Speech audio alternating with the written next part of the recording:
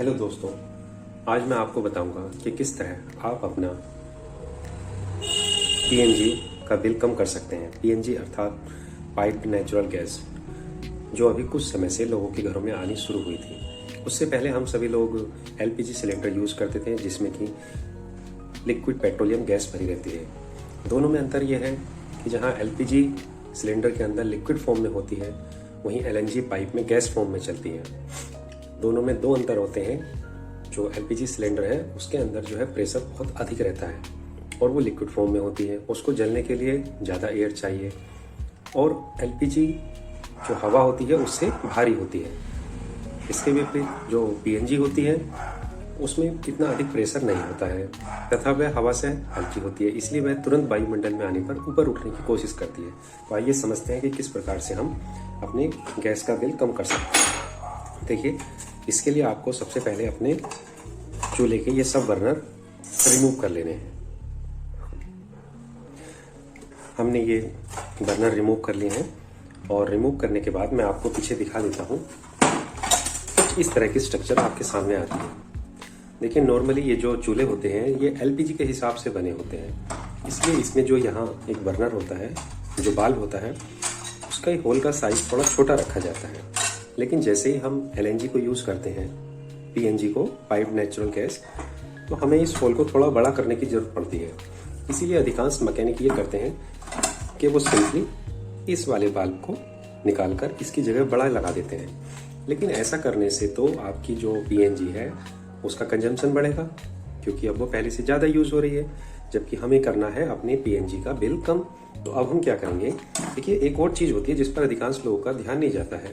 ये बर्नर में साइड में होल होते हैं। किस लिए होते हैं ये इसलिए होते हैं कि जब इसमें एलपीजी गैस इधर से एंटर करती है तो उस एलपीजी में कुछ मात्रा ऑक्सीजन की यहाँ पर मिक्स हो जाती है, और उसके कारण क्या होता है कि वो एलपीजी गैस यहाँ बेहतर ढंग से बर्न होती है।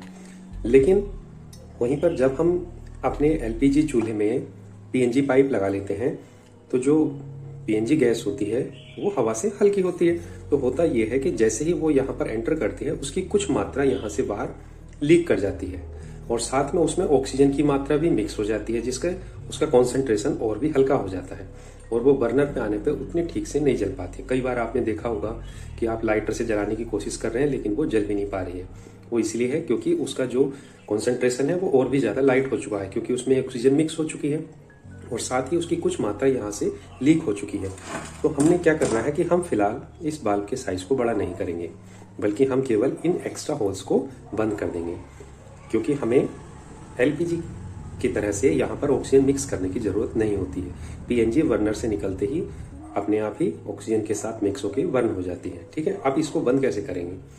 आप सोचेंगे कि यहाँ पर आप सेलो टेप लगा दें या ब्लैक टेप लगा दें, पर वो सक्सेसफुल नहीं होगा, क्योंकि जलते समय इसका टेम्परेचर बहुत अधिक हो जाता है, और वो अगर कोई भी प्लास्टिक चीज़ होगी तो यहाँ पर लगाने पर मेल्ट हो जाएगी।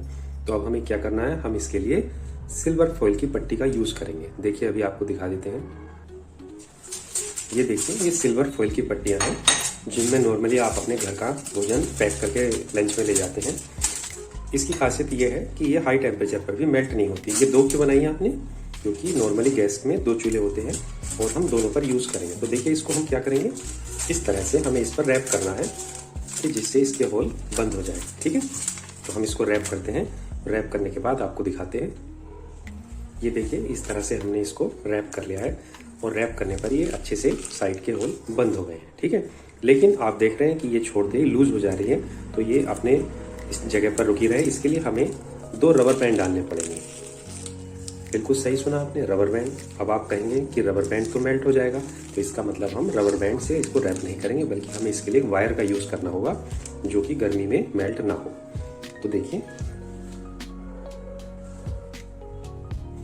ये देखिए वायर है मेरे पास, और इसको इस पर थोड़ा थोड़ा सा दोनों किनारों पर रैप कर देंगे, जिससे कि ये सिल्वर फॉइल अपनी जगह पर बनी रहे। ठीक है, तो आप रैप करते हैं और फिर रैप करके आपको दिखाते हैं। ये देखिए, इस तरह से हमने दो किनारों से इसको वायर से रैप कर दिया है। वायर से रैप करने से क्या होगा कि ये गर्मी में भी मेल्ट नहीं होगी। हम इसकी सहायता से इसको थोड़ा टाइट कर देते हैं।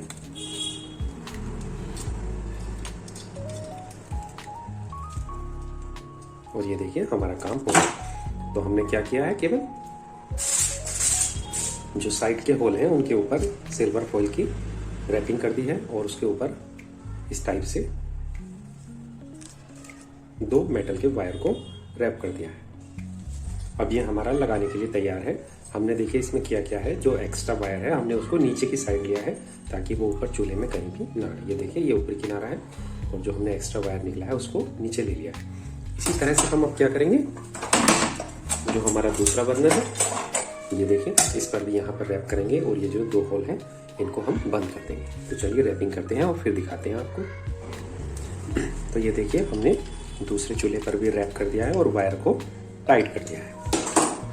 ठीक है, अब हमारे ये दोनों चूल्हे तैयार हो चुके हैं। इन पर हमने क्या किया है, सिल्वर फॉइल को रैप किया और फिर दोनों किनारे से एक वायर रैप करके ट्विस्ट कर दिया है। उससे क्या होगा कि ये सिल्वर फॉइल हमारी निकलेगी नहीं। तो चलिए फिट करते हैं और फिर हम आपको इसका असर दिखाते हैं। तो देखिए ये चूल्हा हमने कर दिया है फिट और अब हम इसमें टेस्ट करके देखते हैं कि क्या उन होल को बंद करने का कोई असर पड़ा है।